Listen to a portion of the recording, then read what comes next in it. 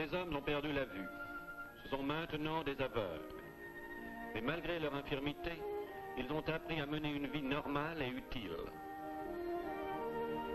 Dans certains travaux de haute précision, ils rivalisent même d'adresse avec ceux qui peuvent voir. Mais leur plus grande victoire n'est pas leur habileté manuelle. C'est de s'être adaptés à vivre dans une nuit éternelle, en un monde où un jour ils purent voir.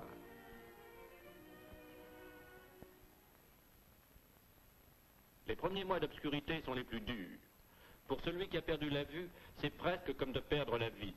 Il se retire du monde, s'éloigne même des êtres les plus chers. Et il lui faut des mois, parfois des années, pour faire face à la tragique réalité. Même un aveugle ne peut pas désespérer de la vie pour toujours. Et lorsqu'il se décide à faire le premier pas, il trouve des amis pour l'aider. Les sociétés d'entraide, comme le Centre industriel des aveugles à New York, prendront soin de lui. Le centre est dirigé par 5 directeurs, dont 4 sont des aveugles. La principale source de revenus du centre provient de dons qui n'excèdent pas quelques centaines de francs, mais donnés avec générosité par un très grand nombre de personnes qui comprennent leurs devoirs. Aider les aveugles à se faire une place dans le monde de ceux qui voient. Après avoir vécu 2 ans reclus, Frank Rusk est venu pour parler de son avenir. La personne qui reçoit Frank veut tout savoir à son sujet. Où a-t-il été à l'école? Dans quel milieu vit-il? Son dernier emploi? Depuis combien de temps est-il aveugle? Et plus important encore, comment accepte-t-il son infirmité? Après l'entrevue d'admission, Frank Rusk sera soumis à une période d'observation de 4 semaines. D'abord un examen médical complet. Naturellement, on examine tout particulièrement ses yeux. Le docteur désire s'assurer qu'il n'a aucun espoir de recouvrer la vue. Maintenant, une série de tests pour déterminer son habileté manuelle, ses réflexes, sa volonté de travailler. Frank est enchanté de faire enfin quelque chose.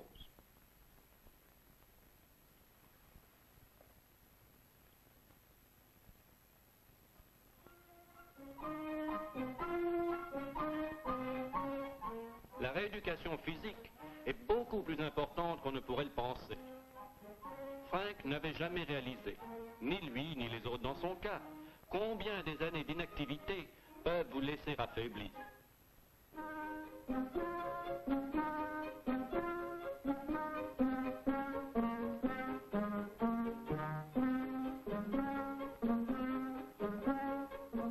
Maintenant, ils vont avoir besoin de tous leurs muscles pour achever leur réadaptation.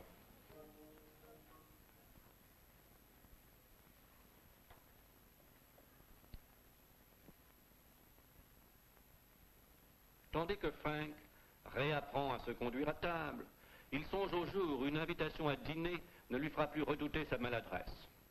Personne n'aura plus à l'aider avec gêne dans une situation embarrassante.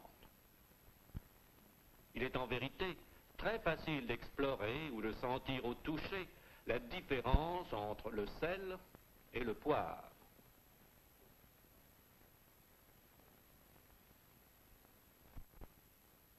Oui, ça serait bien agréable de pouvoir être invité comme tout le monde. La rééducation continue. À quelle distance est ce son? 2, 5 ou 30 mètres?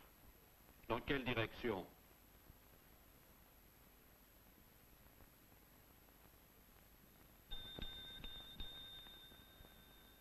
C'est si facile, à moins que vous n'y voyiez pas.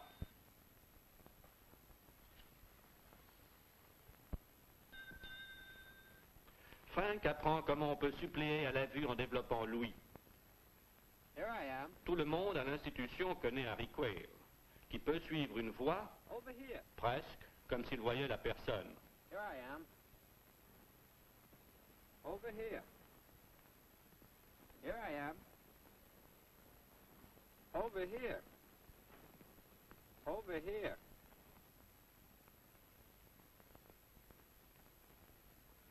Le sens du toucher acquiert une nouvelle importance. La texture, la forme de ce que l'on touche doit être interprétée.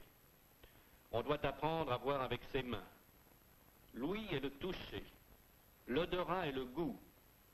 Tous les autres sens doivent être développés pour aider à remplacer la vue.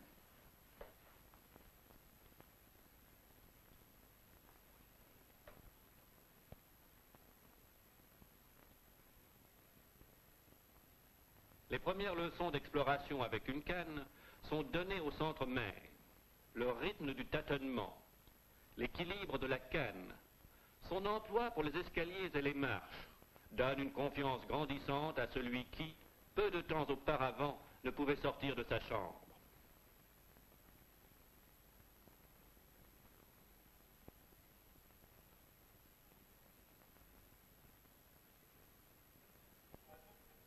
La technique de se déplacer à l'intérieur est apprise tout en effectuant d'autres travaux au centre de rééducation.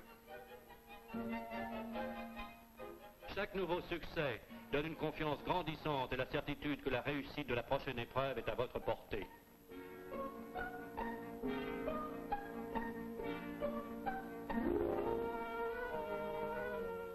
On a donné à Frank un travail facile qui développe son sens du toucher et sa dextérité.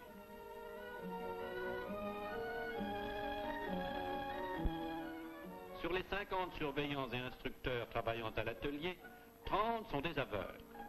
Et si leur cécité n'est pas apparente, observez cet instructeur, leur adresse l'est certainement.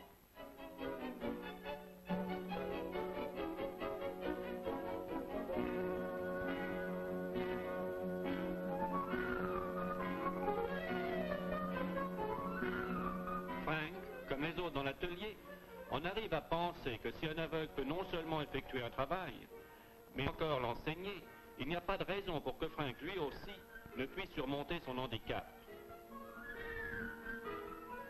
Et en effet, Frank a réussi. Il a fait son travail lentement d'abord et avec quelques hésitations, puis de plus en plus vite, au fur et à mesure que sa confiance grandit.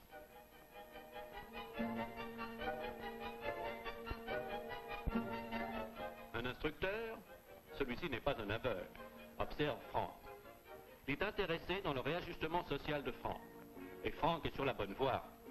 Pour les surveillants et les instructeurs, la réadaptation mentale d'un aveugle est aussi importante que ses progrès physiques.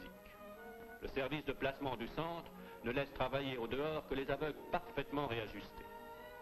Aider les aveugles à se réintégrer dans la société, là est le but final du centre.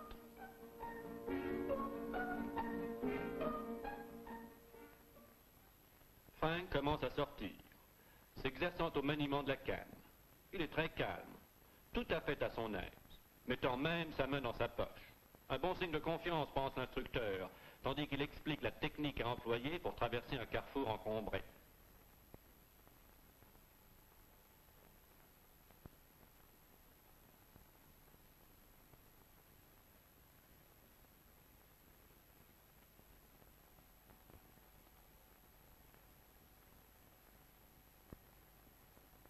Enfin, le jour arrive du premier retour à la maison. Si Frank est un peu nerveux, personne ne peut s'en douter.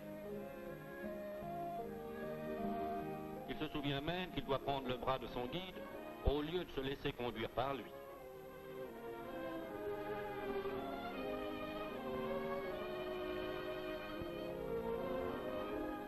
C'est vraiment une sensation splendide de pouvoir se déplacer, tout seul, sans aide. Sans aide, presque comme n'importe qui rentrant à la maison après son travail. Oui, ce jour-là fut vraiment le début d'une vie nouvelle.